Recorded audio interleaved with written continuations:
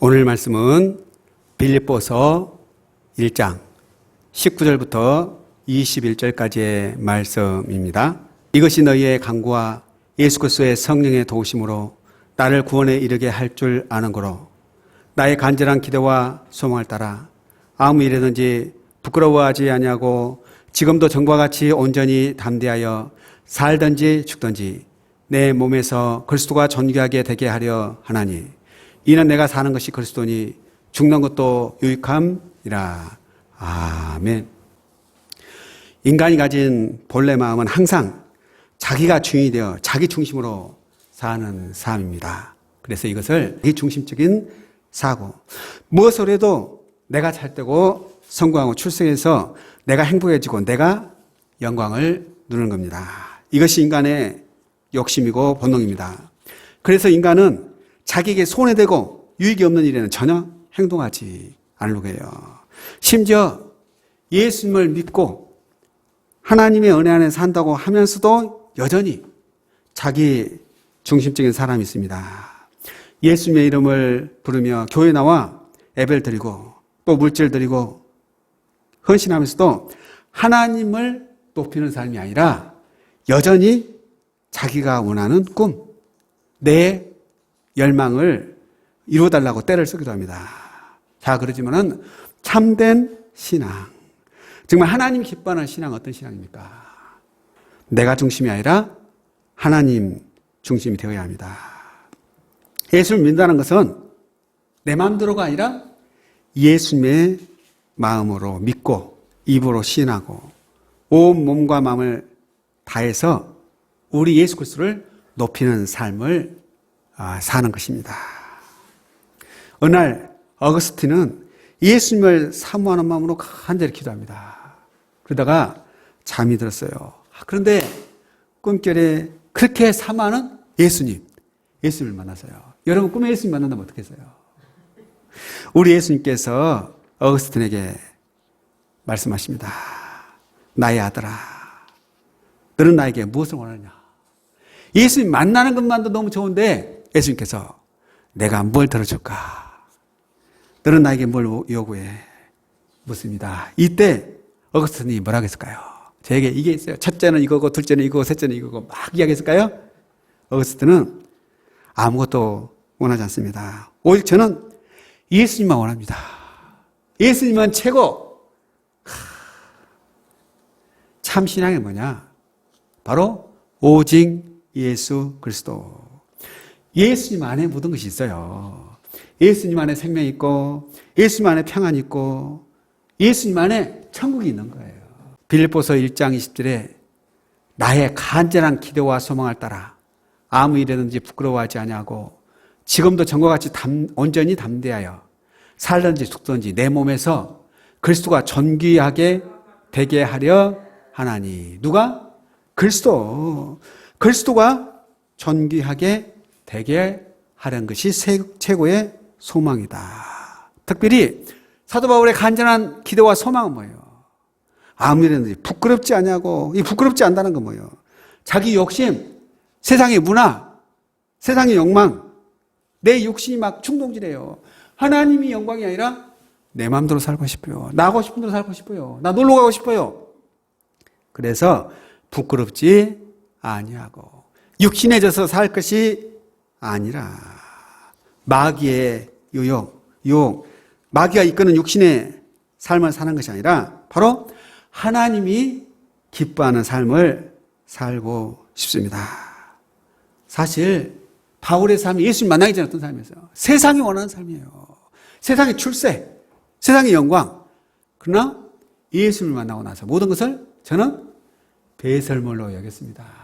이제는 오직 예수 그리스도, 우리 예수님이 최고입니다. 사도 바울은 고백합니다. 이는 내게 사는 것이 그리스도니 죽는 것도 유익함이라. 엄청나죠? 이건 십자가를 바라보는 삶이에요. 내가 죽고 예수님이 살지 않으면 절대 이런 고백을 할 수가 없는 것입니다. 결국 신앙생활은 뭐냐? 십자가 주님을 만나고 체험하는 거예요. 그래서 이 시간에 부활의 주님, 나와 함께 하신 예수를 만나야 돼요. 가슴이 뜨거워야 됩니다. 그때 우리 몸으로 그리스도가 존귀하게 되게 할 수 있어요. 오늘 빌립보서 말씀에서 우리가 어떻게 하면 내 몸에서, 우리 몸에서 그리스도가 존귀하게 되게 할 수가 있겠습니까? 자, 첫째로 우리 몸에서 그리스도가 존귀하게 되게 하려면 예수 그리스도의 성령의 도우심을 받아야 합니다. 성령의 도우심을 받긴 받는데 어떤 성령? 예수 그리스도의 성령입니다. 하나님의 사람. 예수 믿는 사람들은 누구나 다 하나님의 자녀, 천국 백성.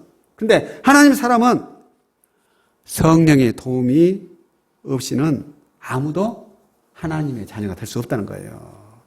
하나님으로부터 말미암는 사역의 필수의 조건이 성령의 도우십니다. 그래서 보혜사 그분이 오시며 신앙생활은 내 힘으로 내 의지만으로 할 수 없어요. 예수님을 3년 동안 따르던 베드로, 예수님과 먹고 잤던 제자들도 예수님이 잡히시던 날 밤에 예수님을 버리고 다 도망가 버린 거예요. 예수님을 모른다고 부인합니다. 그렇지만 성령이 함께 하시면 우리는 담대할 수 있어요. 기쁨의 삶을 살 수가 있습니다. 그래서 예수 그리스도의 성령의 도우심을 받아라. 빌립보서 1장 19절에 이것이 너희의 간구와 예수 그리스도의 성령의 도우심으로 나를 구원에 이르게 한 줄 아는 거로. 예수 그리스도의 성령의 도우심을 받아야 하는 거예요. 신앙생활은 내 노력에는 한계가 있다니까요. 이 무더운 날, 특별히 오늘이 또 연휴 아닙니까? 토요일, 일요일, 월요일, 3일 연휴, 자녀들도 올 수 있어요. 하나님께 나와 예배한다는 것이 쉬운 일이 아닙니다. 그러나 성령님이 함께 하시면 얼마든지 기쁨으로 하나님께 나와 예배할 수가 있어요. 사실 성령님이 함께하기 전에는 우리는 육신에 속한 사람이었어요. 세상에 속한 사람이었습니다. 그러나 성령이 오셔서 우리를 거듭나게 하셨습니다. 새 사람이 되게 하셨습니다. 그래서 로마서 8장 1절에 이러므로 이제 그리스도 예수 안에 있는 자에게는 결코 정죄함이 없나니. 누구 안에? 그리스도 예수. 육신 아니에요. 그리스도 예수 안에 있는 자에게는 결코 정죄함이. 너는 죄이냐? 너는 지옥 백성이 아니요. 우리는 하나님의 자녀다. 내 속에는 성령의 역사가 있습니다. 8장 2절 이는 그리스도 예수 안에 있는 생명의 성령의 법이. 성령은 무슨 법이요? 생명, 살리는 법이다. 죄와 사망의 법에서 너를 해방했습니다. 나를 해방합니다. 예수 그리스도의 십자가의 피가 우리 가운데 위대한 역사를 이루기 위해서는 생명의 성령이 함께 하셔야 합니다. 그래서 그리스도 예수 안에 있는 생명의 성령의 법이. 성령이면 물건이 아니에요. 어떤 세상에서 온 게 아니에요. 그리스도 예수 안에 있는 예수님께서 오셨어요. 우리 예수님이 하늘로 올라가시면서 또 다른 보혜사. 그분이 누구예요? 성령이십니다. 이 성령이 죄와 사망의 법에서 우리를 해방시켜서 세상을 이기고 당당하게 하나님 자녀로 살게 하는 거예요. 더 이상 우리는 육에 속한 사람, 세상에 져서 사는 사람이 아닙니다. 이제는 우리가 성령의 이끌림을 받게 됩니다. 이 성령은 십자가를 통해서 받은 은혜가 뭔지를 알게 합니다. 예수님이 누군지 하나님 뜻을 우리에게 깨닫게 하는 것입니다. 그래서 사도 바울은 로마서 8장 5절 같이 읽어봅시다. 육신을 따르는 자는 육신의 일을, 영을 따르는 자는 영의 일을 생각하나니. 6절 육신의 생각은 사망이요. 성령이 역사하지 않으면 우리는 육신을 따를 수밖에 없어요. 육신을 따르는 자는 육신의 일을 할 수밖에 없는 거죠. 세상 따라갑니다. 육적인 사람이에요. 그러나 영을 따르는 자, 성령님이 이끄시는 대로 순종하는 사람은 하나님의 놀라운 은혜에 충만한 삶을 살 수 있어요. 본문은 분명히 강조합니다. 육신의 생각은 축복입니까?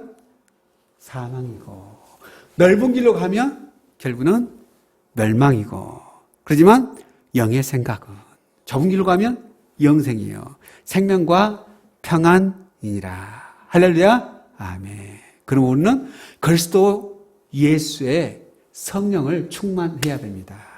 내 속에 성령님이 역사하실 때 우리는 생명과 평안이 있다, 참 기쁨이 있다, 찬양할 수 있는 거예요. 그래서 내게 강 같은 평화, 내게 강 같은 평화. 영의 생각을 따를 때 생명과 평안이 있습니다. 우리는 그러므로 성령의 도우심을 받아야 합니다. 로마서 8장 13절에 너희가 육신대로 살면 반드시 죽을 것이로되 육을 따라가면, 세상 따라가면 결국 죽어요. 사람들은 의학이, 과학이 발달해서 정말 우리를 행복할 것이다. 그렇지만 과학의 한계가 있어요. 또한 아무리 의학이 발달해도 코로나19 쉽지 않습니다. 자꾸만 변이가 생겨서 우리를 힘들게 합니다. 그러나 영으로서 몸의 행실을 죽이면 살리니 영을, 성령의 이끌림을 받아야 합니다. 성령 충만하면 그는 살 것입니다. 14절에 무릇 하나님의 영으로 인도함을 받는 사람은 곧 하나님의 아들이라. 너희는 다시 무서워하는 종의 영을 받지 아니하고 양자의 영을 받았으므로 우리가 아빠 아버지라 부르짖느니라. 무릇 하나님의 영, 하나님의 영은 성령이죠. 성령 충만한 삶을 살면 그는 하나님의 아들이다. 우리는 세상에 속한 사람, 육적인 사람이 아니고 하나님의 아들이에요. 하나님의 자녀들입니다. 천국 백성입니다. 그러므로 우리는 당당하게 하나님께 아빠, 아버지. 옛날 성경은 아바 아버지, 내 아버지, 내 아버지요, 아빠, 아버지 부를 수 있고 천국의 상속권자가 된 것입니다. 얼마나 좋습니까? 그래서 우리는 늘 성령님의 인도를 받아야, 성령 충만한 삶을 살아야 우리 몸에서 그리스도가 정결하게 되게 할 수가 있어요. 그럼 우리는 늘 내 몸을 쳐서 복종시키고 성령 충만한 삶을 사시기를 주님의 이름으로 축원합니다. 아멘. 두 번째로 우리 몸에서 그리스도가 정귀하게 되게 하려면 그리스도 중심의 삶을 살아야 합니다. 나 중심이 아니에요. 세상 중심이 아니에요. 자녀 중심이 아니에요. 그리스도 중심입니다. 우리 신앙이 순수하지 않아 그리스도 중심이 되지 못할 때 우리는 우리의 죄, 세상에 져서 살 수밖에 없습니다. 그래서 우리는 누구 중심? 그리스도 중심. 내가 중심이 아니라니까요. 내가 대장이 아니에요. 누가 대장? 예수님. 이 오치신앙교회의 머리는 예수님이시고 예수님이 이끄시는 대로 사실 때 풍성한 은혜 안에 살 수가 있습니다. 빌립보서 1장 20절에 나의 간절한 기도와 소망을 따라 아무에게든지 부끄러워하지 아니하고 지금도 전과 같이 온전히 담대하여 살든지 죽든지 내 몸에서 그리스도가 존귀하게 되게 하려 하나니. 아멘. 사도 바울의 최대의 소망은 바로 내 몸에서 그리스도가 존귀하게 되게 하는 것이다. 그러면 내 마음대로가 아니라 예수 그리스도. 나의 주인은 예수 그리스도입니다.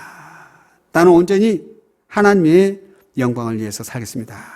그런데 오늘 본 말씀에서 온전히 담대하여 살든지 죽든지 이 말은 내가 살아도 좋고 죽어도 좋다는 어떤 체념의 뜻이 아니에요. 나는 살든지 죽든지 어떤 경우에든지 나의 삶을 통해서 우리 예수님이 정귀하게 되기를 원한다. 절대 체념이 아니라니까요. 살든지 죽든지 이것은 내가 살아도 하나님의 영광, 죽어도 하나님의 영광. 하나님 영광 받으옵소서. 내 몸에서, 밖에서가 아니라 내 몸에서, 날 통해서 하나님 영광 받으옵소서. 우리 예수님도 내가 너희 안에, 너희가 내 안에. 우리 예수님께서 내 안에 계실 때 내 몸이 성전이에요. 그래서 사도 바울은 내 몸에서, 그리스도 계신 내 몸에서 그리스도가 존귀하게 되게 하려 한다. 사도 바울은 예수님을 전한다는 이유 때문에 핍박을 받았지만 전생을 통해서 하나님 영광 받아오소서. 오직 그리스도만 높이는 삶입니다. 그래서 사도 바울은 빌립보서 1장 21절에도 이는 내게 사는 것이 그리스도니 죽는 것도 유익합니다. 죽는 것, 이건 내가 천국에 입성하는 거잖아요. 건강하게 장수하는 것도 복이에요. 그렇지만 내게 사는 것은 누구다? 그리스도입니다. 철저히 그리스도 중심의 신앙관을 가지고 살았습니다. 바울은 그리스도가 그의 행동의 동기, 힘이고 목적이었습니다. 그래서 그는 강조합니다. 내가 그리스도와 함께 십자가에 못 박혔나니. 나는 아예 그냥 내 육신을 십자가에 못 박아버렸다. 그런 즉 이제 내가 사는 것은 내가 사는 것이 아니요 오직 내 안에 그리스도께서 사시는 것이라. 이제 내가 육체 가운데 사는 것은 나를 사랑하사 나를 위하여 자기 자신을 버리신 하나님의 아들을 믿는 믿음 안에 사는 것이다. 내가 사는 것은 육신 아니요 세상 안에가 아니고 믿음 안에 사는 것이라. 할렐루야. 아멘. 신앙사는 다른 게 아니에요. 이제 내가 육신을 십자가에 못을 박아야 됩니다. 그래서 한 알에 미리 땅에 떨어져 그냥 있으면 그대로 있지만 썩으면 많은 열매를 맺습니다. 우리가 그리스도와 함께 십자가에 못 박히면 우리 예수님이 며칠 만에 3일 만에 부활했듯이 우리도 새로운 피조물입니다. 그런즉 그리스도 안에 있으면 새로운 피조물이라.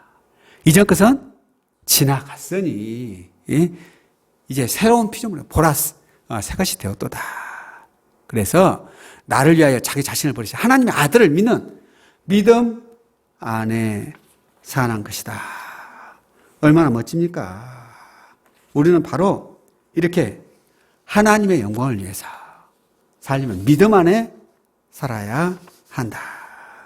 그래서 사도 바울은 로마서 14장 7절에 우리 중에 누구든지 자기를 위하여 사는 자도 없고 예수 믿는다고 하면서 여전히 내 마음대로 세상 따라가고 육신의 삶 절대로 하나님이 기뻐하지 않습니다. 로마서 14장 8절 같이 읽읍시다. 우리가 살아도 주를 위하여 살고 죽어도 주를 위하여 사나니 그러므로 사나 죽으나 우리가 주의 것이로다. 아멘. 이렇게 사도 바울처럼 살아도 누굴 위해서? 주를 위하여. 심지어는 죽어도 주를 위하여 죽는다면 하나님 영광 보세요. 어찌 하나님께서 우리 가운데 은혜 내려주지 않겠어요? 우리 가운데 위대한 일을 행하실 줄로 믿습니다. 바울이 예수를 만나기 전에 세상 것이 최고예요. 나는 바리새인 중에 바리새인이고 유명한 상인의 아들이에요. 부자예요. 그렇지만 예수를 만나고 나니까 이런 게 아무것도 아니에요. 예수님이 없다면 세상 것은 아무것도 아니다. 이 땅 위에서 100년을 살아도 200년을 살아도 결국에는 헐거로 왔으니 헐거로 돌아갈 수밖에 없는 거예요. 이게 인생입니다. 그래서 우리가 살아도 주를 위해서 살고 죽어도 주를 위해서 죽나니 후회 없는 삶, 천국이 우리의 삶 가운데 이미 시작이 됐어요. 하나님이 영광 받으십니다. 그리스도 중심의 삶을 살 때 우리 하나님께서 영광 받으시고 우리 가운데 위대한 일을 행하실 줄로 믿습니다. 마지막으로 자신의 이익보다는 공동체를 배려하는 삶을 살아야 합니다. 빌립보서 1장 26절에 내가 다시 너희와 같이 있으므로 그리스도 예수 안에서 너희 자랑이 나로 말미암아 풍성하게 하려 함이라. 아멘. 우리 몸에서 그리스도가 정귀하게 되게 하려면은 철저히 내 이익이 아니에요. 공동체를 배려해야 합니다. 바울은 자신의 욕망, 나를 위해서가 아니라 교회를 위해서 여러 성도들을 위한 삶을 살았습니다. 그는 자신의 삶을 통해서 다른 사람의 신앙이 성장하기를 소망했습니다. 그래서 살아도 주를 위해서 한다. 이건 교회를 위해서, 공동체를 위해서. 세상에는 자신의 이익만을 앞선 사람이 얼마나 많습니까? 자신의 이익을 위해서 남을 이용하고 자신을 위해서 남에게 피해를 끼치는 사람이 너무 많습니다. 그러나 믿음의 사람은 공동체. 우리 예수님이 십자가에 죽은 것은 예수님을 위해서가 아니에요. 전 인류를 위해서, 인류 구원을 위해서, 우리의 구원을 위해서입니다. 성경 강조해요. 나만 위해서 살면 죽을 것이고, 그러나 예수님을 위해서, 공동체를 위해서 죽으면 산다. 사도행전 20장 35절에 범사에 여러분에게 모범을 보여준 바와 같이 수고하여 약한 사람들을 돕고 또 주 예수께서 친히 말씀하신 바 주는 것이 받는 것보다 복이 있다 하심을 기억하여야 할지니라. 아멘. 교회는 에클레시아, 부르심을 받은 공동체예요. 한 명이 아니라 2명, 3명, 4명 서로 손에 손 맞잡고 하나님께 영광 돌립니다. 그러면 교회는 내가 중심이 아니에요. 우리가 중심이어야 됩니다. 약한 사람을 돕고 서로 격려해주고, 그러면서 받는 것보다 주는 게 복이 있다. 서로 나누어 주고 하나님의 영광을 위해서 살아야 됩니다. 성숙하지 못한 아이의 특징은 모든 것이 자기 위주, 자기의 중심, 내 마음대로 하고 싶어 합니다. 그러나 아이가 성장하기 시작하면 이제 부모를 먼저 생각합니다. 형제를 생각하고 내 남편, 내 아내를 생각하고 자식들을 생각하지 않습니까? 성숙하지 못한 교회는 자신밖에 없어요. 내 마음대로 하고 싶어 합니다. 그렇지만은 성숙한 교회는 서로 공동체를 위해주는 교회, 약한 성도를 돕고 하나님 영광을 드러내는 교회입니다. 그래서 너희는 세상의 빛이다. 너희는 세상의 소금이다. 요한복음 15장 11절에 내 계명은 곧 내가 너희를 사랑같이 너희도 서로 사랑하라 하는 이것이니라. 공동체를 생각해 서로 사랑을 실천합니다. 사람이 친구를 위하여 자기 목숨을 버리면 이보다 더 큰 사랑이 없나니. 친구를 위해서 죽을 수 있다는 거. 우리 예수님이 십자가에 돌아가신 것은 예수님을 위해서가 아니에요. 전 인류를 위한 희생이었습니다. 사람이 친구를 위하고 공동체를 위하여 목숨을 버리면 이보다 더 큰 사랑이 없어요. 하나님이 영광을 받으십니다. 우리 예수님은 우리를 위하여 목숨을 내어 놓으셨습니다. 인생의 진정한 평가는 우리가 우리를 위해서 얼마나 돈을 모았고 얼마나 수고했느냐가 아니라 교회를 위해서, 하나님 영광을 위해서, 공동체를 위해서, 남을 위해서 얼마나 수고했느냐. 그리고 누가 갚아주세요? 하나님이 다 갚아주십니다. 우리가 공동체를 배려할 때 우리 가운데 그리스도가 존귀하게 됩니다. 우리의 삶 가운데 이런 놀라운 역사가 있어서 하나님의 영광이 가득하기를 주님의 이름으로 축원합니다. 아멘. 기도합시다. 하나님 아버지, 오늘 시간에도 하나님 앞에서 결단합니다. 내가 주인이고 내 마음대로 나를 위한 삶이 아니라 우리 몸에서 그리스도가 존귀하게 되게 하옵소서. 이제는 예수 그리스도의 성령의 도우심을 받게 하옵소서. 나 중심이 아니라 예수 그리스도 중심의 삶을 살게 하시고 공동체를 배려하는 삶, 하나님의 영광을 드러내는 삶이 되게 해 주옵소서. 이 시간에 귀한 예물을 드립니다. 하나님, 이 예물을 받아 주옵소서. 하나님께 감사하며 귀한 예물을 드렸습니다. 이 예물을 통해서 하나님의 영광이 드러나게 하옵소서. 지난 한 달 동안 수고하고 또 11조 예물을 드립니다. 하나님, 우리의 삶 가운데 더욱 풍성케 하옵소서. 이 예물을 통해서 공동체가 살아나게 하시고 하나님의 영광이 드러나게 하옵소서. 약한 이웃과 함께 즐거워하게 하옵소서. 예수님 이름으로 기도합니다. 아멘.